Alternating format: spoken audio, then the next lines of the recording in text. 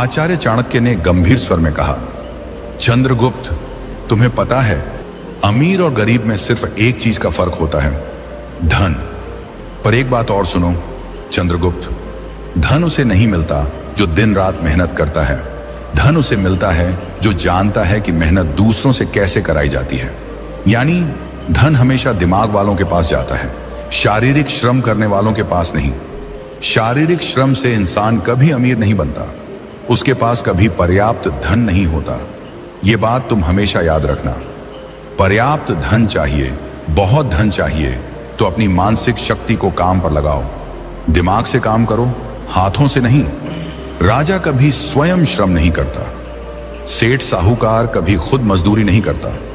मजदूरी वो करते हैं जो सबसे ज्यादा मेहनत करते हैं, और सबसे ज्यादा गरीब भी वही रहते हैं। चंद्रगुप्त ने विनम्रता से पूछा, गुरुदेव, फिर अमीर बनने का असली रहस्य क्या है? फिर धनी हर कोई क्यों नहीं बन जाता? चाणक्य मुस्कुराए, फिर धीरे धीरे बोले, चंद्रगुप्त, एक बात हमेशा याद रखना, अगर इस दुनिया की सारी संपत्ति आज गरीबों में बराबर बराबर बांट दी जाए तो कुछ साल बाद फिर वही होगा जो आज है। गरीब फिर गरीब हो जाएंगे और अमीर फिर अमीर। क्यों? क्योंकि अमीरी गरीबी धन से नहीं बनती, अमीरी गरीबी बुद्धि से बनती है। जो व्यक्ति अपनी बुद्धि के घोड़े दौड़ाता है उसे अमीर बनने में देर नहीं लगती। जो बुद्धि को सोने देता है और केवल शरीर से मेहनत करता रहता है वो जीवन भर गरीब ही रहेगा। धन बुद्धि का खेल है, मेहनत का नहीं। फिर चाणक्य ने कहा, आज मैं तुम्हें 7 ऐसे तरीके बताने जा रहा हूं जिन्हें जान लेने के बाद तुम्हें धनवान बनने से कोई नहीं रोक सकता। ये 7 तरीके चाणक्य नीति के सबसे गहरे सूत्र हैं। इन पर अगर तुम अमल करोगे तो एक दिन पूरा भारत तुम्हारे नाम का जयकारा करेगा। और फिर चाणक्य ने पहला सूत्र बताया, नियम 1, अपनी अक्ल में पैसा लगाओ। ये सबसे बड़ा निवेश है। अगर तुम सचमुच धनवान बनना चाहते हो, जीवन में वह ऊंचाई छूनी है जहां न पैसों की कमी रहे, न सम्मान की, न स्वतंत्रता की, तो सबसे पहला और सबसे जरूरी काम यह है कि तुम अपना सारा ध्यान, सारा पैसा और सारा समय सबसे पहले अपनी अक्ल पर लगाओ। मैंने तुम्हें पहले ही कहा था, शारीरिक श्रम छोड़ दो। हाथ पैर से मेहनत करने में कोई बुराई नहीं, लेकिन वो तुम्हें एक सीमा तक ही ले जाएगी। उस सीमा के बाद रुक जाओगे। मजदूर दिन रात हथौड़ा मारता है, फिर भी 2 जून की रोटी को मोहताज रहता है। क्यों? क्योंकि उसने अपनी अक्ल को कभी नहीं खोला। दिमाग के घुड्डे को दौड़ाओ, और दौड़ाने का मतलब है सीखो, सीखते रहो, जीवन के अंतिम क्षण तक सीखते रहो। जो व्यक्ति सीखना बंद कर देता है वो जीते जी मर जाता है, उसकी कमाई भी मर जाती है। नियम 2, मौके खुद नहीं आते, उन्हें पहचानना पड़ता है। अवसरः कालेन आगच्छति कालेन च नश्यति तम यह सन्नादति स सिद्धिम प्राप्नोति। अर्थात अवसर समय के साथ आता है और समय के साथ नष्ट भी हो जाता है। जो उसकी ध्वनि सुन लेता है वही सिद्धि प्राप्त करता है। धनवान बनना है तो सबसे दूसरा और सबसे नियम यह है कि तुम्हें अवसरों की आंखें खोलनी पड़ेंगी। अवसर कभी दरवाजा खटखटाकर नहीं आते। भाई साहब, मैं आपका मौका हूं, मुझे अंदर आने दो, कहते हुए नहीं आते। अवसर हमेशा भेष बदल कर आते हैं। कभी वो किसी मुसीबत के रूप में आते हैं, कभी किसी ताने के रूप में, कभी किसी दोस्त के मुंह से निकले एक वाक्य के रूप में। ज्यादातर लोग इन्हें देखकर कन्नी काट लेते हैं, और जो इन्हें पहचान लेते हैं वही करोड़पति, अरबपति बनते हैं। मैं तुमसे कहता हूं, अगर तुम धनवान बनना चाहते हो तो आज से यह प्रण कर लो, मैं कोई भी अवसर गंवाऊंगा नहीं। चाहे सीखने का हो, कमाने का हो, जुद्धने का हो, घूमने का हो, कुछ नया करने का हो, मैं उसे पकड़ दूंगा। याद रखो, धन तुम्हारे पास नहीं आता, धन तुम तक आने का रास्ता ढूंढता है, और वो रास्ता है अवसर। जितने ज्यादा अवसर तुम पकड़ डरोगे उतने ही ज्यादा रास्ते धन के लिए खुलते जाएंगे। और अगर तुम अवसरों को चूकते रहे तो चाहे कितना भी पहला नियम सीखना फॉलो कर लो, तुम्हारी सारी सीख बेकार हो जाएगी, क्योंकि सीख का इस्तेमाल करने के लिए मौका चाहिए। नियम 3, समय धन से भी कीमती है।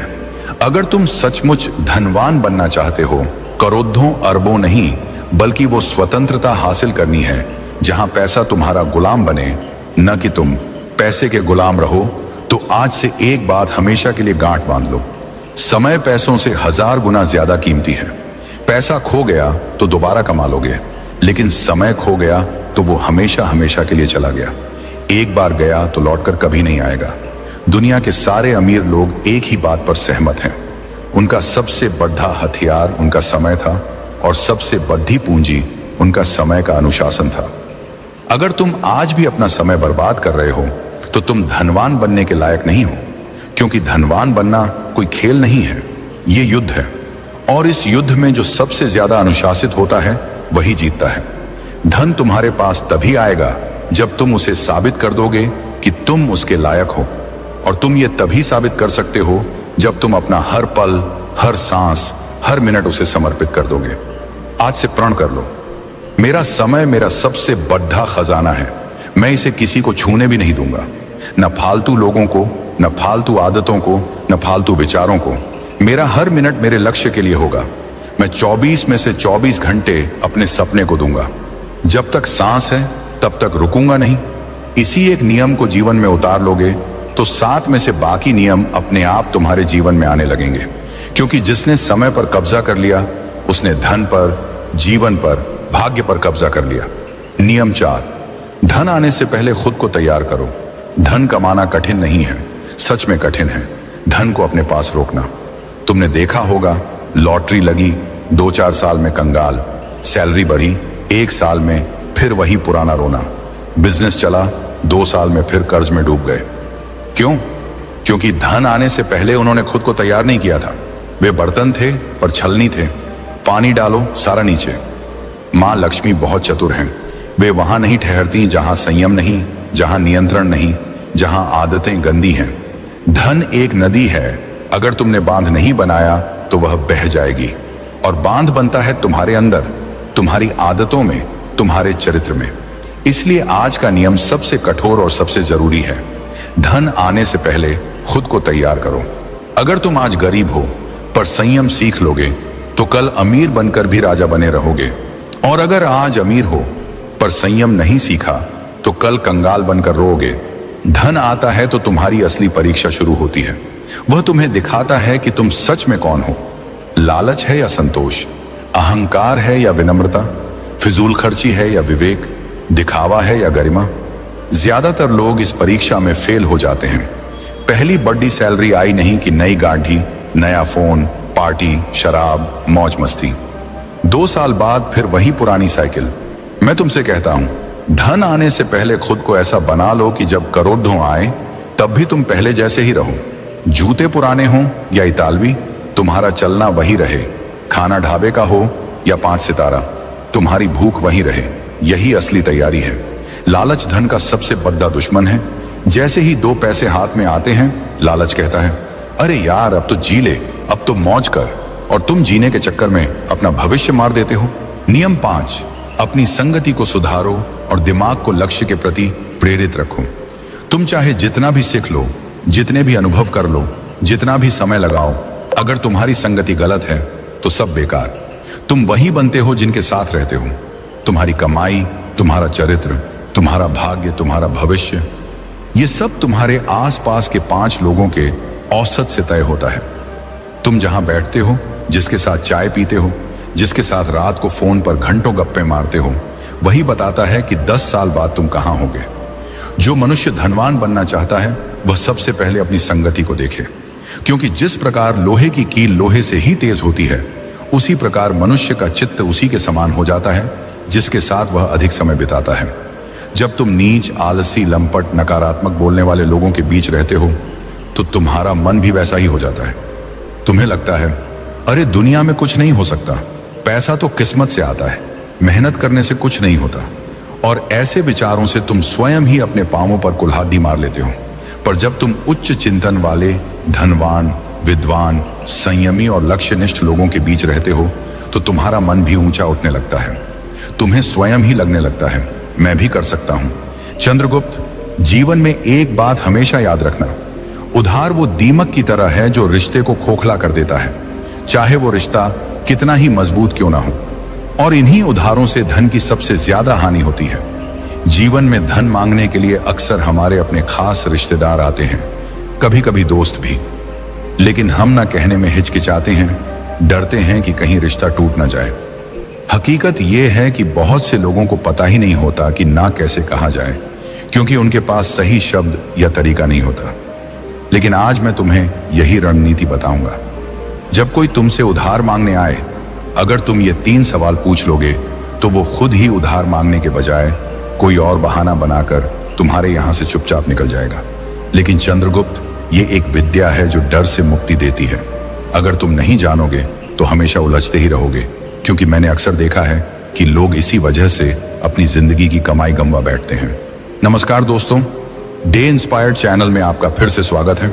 अगर आपको भी चाणक्य नीति पसंद आती है तो कमेंट में जरूर बताएं कि आप भारत के किस राज्य से ये वीडियो देख रहे हैं, ताकि हम समझ सकें कि हमारी बातें कहां कहां तक पहुंच रही हैं। और चलिए बिना देर किए वीडियो की शुरुआत करते हैं। दोस्तों, चाणक्य की ये बातें आज भी उतनी ही सच्ची हैं जितनी उस पुराने जमाने में थीं। कल्पना कीजिए, चाणक्य के समय में पाटलिपुत्र की गलियों में एक साधारण व्यापारी रहता था। नाम था विष्णुदास। वो दिन रात मेहनत करके अपना व्यापार चलाता था, अनाज बेचता था और थोड़ी बहुत बचत करता था अपने परिवार के लिए। एक दिन उसका दूर का रिश्तेदार आया, बोला, भाई मेरी फसल बर्बाद हो गई है बाढ़ में, बस थोड़े पैसे उधार दे दो, अगली फसल में लौटा दूंगा। विष्णुदास का दिल पसीज गया। उसने अपनी सारी बचत दे दी। लेकिन महीने बीत गए, साल बीत गए, वो रिश्तेदार नजर नहीं आया। बाद में पता चला कि उसने वो पैसे अपनी ऐशो आराम में उड़ा दिए थे। विष्णुदास का परिवार भूखा रहा, बच्चे स्कूल नहीं जा सके और वो रिश्ता, वो तो पहले ही खोखला हो चुका था। चाणक्य कहते थे, धन की रक्षा करना परिवार की रक्षा करना है। आज के समय में भी यही हो रहा है। लोग फोन पर मैसेज करते हैं, भाई इमरजेंसी है, 50,000 उधार दे दे, और हम देते हैं क्योंकि नहीं देना हमें बुरा लगता है। लेकिन सच्चाई ये है कि पैसा देने के बाद रिश्ता और मजबूत होने के बजाय कमजोर हो जाता है। क्यों? क्योंकि अगर पैसा वापस नहीं आया तो झगड़े शुरू हो जाते हैं, और अगर मांगो तो तुम विलेन बन जाते हो। अब सवाल यह है कि हम इस जाल से कैसे बचें। चाणक्य की नीति हमें बताती है कि भावनाओं में बहना बंद करो और बुद्धि से काम लो। मैं आपको बताऊंगा वो 5 तरीके जो चाणक्य ने बताए थे, लेकिन सरल भाषा में, जैसे कोई बूढ़ा गुरु अपने शिष्यों को समझा रहा हो। इन तरीकों से आप ना कह सकेंगे बिना किसी को दुख पहुंचाए। और हाँ, मैं इसमें चाणक्य के समय की कहानियां जोड़ूंगा, ताकि आप महसूस कर सकें कि ये सिद्धांत कितने पुराने हैं लेकिन आज भी काम करते हैं। जैसे आज के समय में कोई क्रेडिट कार्ड का इस्तेमाल करके कर्ज में फंस जाता है, वैसे ही उस जमाने में लोग साहूकारों के चंगुल में फंसते थे। लेकिन चाणक्य कहते थे, बुद्धिमान वो है जो कर्ज का जाल खुद नहीं बुनता। चलिए पहले तरीके से शुरू करते हैं।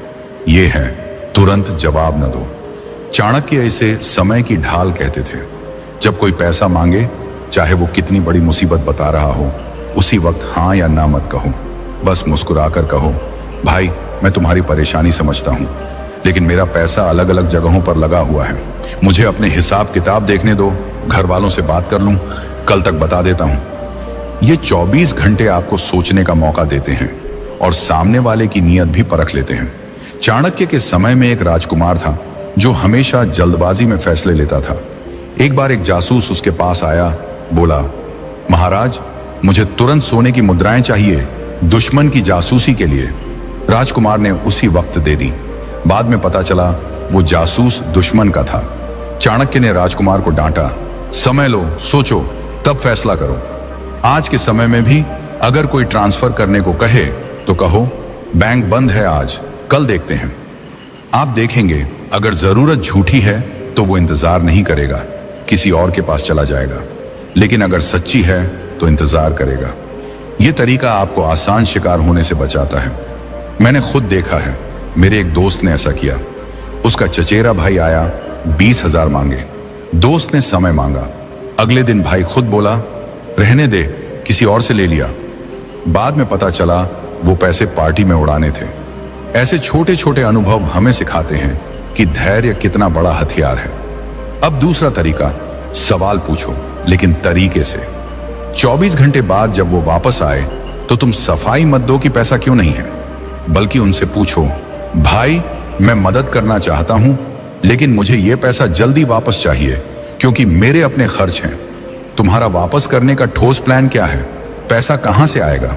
यह सवाल उनकी नीयत को नंगा कर देता है। चाणक्य कहते थे, सवाल वो तीर है जो झूठ को भेद देता है।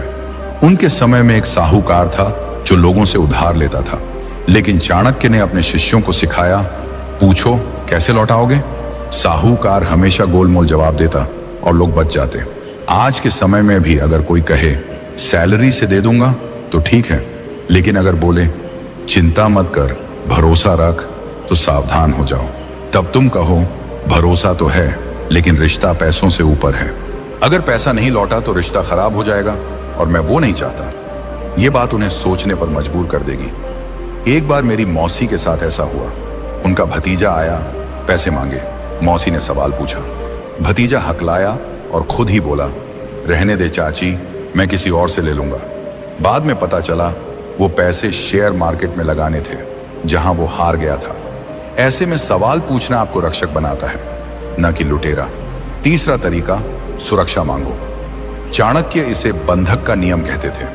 अगर वो अभी भी जिद करे तो कहो, भाई नियम तो होते हैं, मैं पैसा दे दूंगा, लेकिन बदले में एक छोटी सी गारंटी चाहिए, जैसे चेक या कोई चीज रखवा दो। चाणक्य कहते थे, बिना बंधक के धन रेत में पानी है। उनके समय में लोग सोने की अंगूठी या जमीन का कागज रखवाते थे। एक कहानी है, चाणक्य के एक शिष्य ने एक व्यापारी से उधार मांगा। शिष्य ने कहा, मुझे भरोसा है, लेकिन चाणक्य ने हस्तक्षेप किया, भरोसा अच्छा लेकिन प्रमाण बेहतर। व्यापारी ने चेक मांगा और वो व्यक्ति भाग गया। आज के समय में पोस्ट डेटेड चेक मांगो। अगर वो नाराज हो जाए, बोले तुम्हें शक है, तो कहो नहीं भाई, ये तो बस सुरक्षा है। जो साफ नियत का होगा वो दे देगा, लेकिन जो नहीं वो खुद चला जाएगा। मैंने एक पड़ोसी को देखा जो हमेशा उधार देता था। एक बार उसने गारंटी मांगी और मांगने वाला नाराज हो गया, लेकिन बाद में पड़ोसी का पैसा बच गया क्योंकि वो व्यक्ति दूसरों को ठग रहा था। ये तरीका आपको मजबूत बनाता है और रिश्ते को बचाता है। चौथा तरीका, कमी का भ्रम पैदा करो। अगर वो कहे ठीक है, घर वालों से बात कर लो, तो कहो यार पैसा तो था लेकिन अभी अभी फिक्स डिपॉजिट में डाल दिया, अगर निकालूंगा तो नुकसान होगा, अगर तुम वो नुकसान भरोगे तो निकाल लूं। चाणक्य इसे अभाव का माया कहते थे। उनके समय में एक राजा ने अपने मंत्री से कहा, मेरे पास खजाना है लेकिन अभी बंद है, अगर तुम खोलने का खर्च दोगे तो दे दूंगा। मंत्री खुद पीछे हट गया। आज भी यही काम करता है। कोई उधार मांगने वाला आपके नुकसान को क्यों भरे? वो खुद कहेगा रहने दे। एक बार मेरे चाचा ने ऐसा किया। उनका दोस्त आया, पैसे मांगे। चाचा ने कहा बैंक से निकालूंगा लेकिन पेनल्टी लगेगी। दोस्त बोला नहीं, मैं किसी और से ले लूंगा, और पैसा बच गया। ये तरीका चतुराई से काम करता है, बिना झगड़े के। पांचवा तरीका, छोटा दान दो अगर मुसीबत सच्ची हो। चाणक्य कहते थे, दान से शत्रु भी मित्र बन जाता है। अगर कोई सच में बीमार है या बच्चे की फीस है तो पूरी रकम उधार मत दो। कहो भाई पूरी रकम नहीं दे सकता लेकिन इतना दे सकता हूं, और वापस मत करना। इससे तुम्हारा ज्यादा पैसा बच जाता है, इज्जत बढ़ती है और वो दोबारा बड़ी मांग नहीं करेगा। चाणक्य के समय में एक गरीब किसान राजा के पास आया। राजा ने पूरी मदद नहीं दी लेकिन छोटी मदद की। किसान हमेशा आभारी रहा। आज के समय में भी अगर कोई 50,000 मांगे तो 5,000 दे दो दान में, वो खुश होगा और तुम सुरक्षित। मेरी एक बहन ने ऐसा किया। उसकी सहेली आई, पैसे मांगे, बहन ने छोटी रकम दी और रिश्ता मजबूत हो गया। अब अगर रकम बड़ी हो, जैसे लाखों, तो कागजी काम जरूरी। चाणक्य कहते थे, लेखन बिना व्यवहार विवाद का बीज है। एग्रीमेंट बनाओ, चेक लो, जो साफ होगा वो मान जाएगा, जो नहीं वो भागेगा। अंत में चाणक्य की सीख, रिश्ते की कीमत समझो। अगर पैसा न देने से रिश्ता टूटे तो वो रिश्ता था ही नहीं। स्वयं की रक्षा करो। आज से नियमों को अपनाओ। समय लो, सवाल पूछो, गारंटी मांगो, कमी दिखाओ, दान दो। ना कहना आत्मसम्मान है।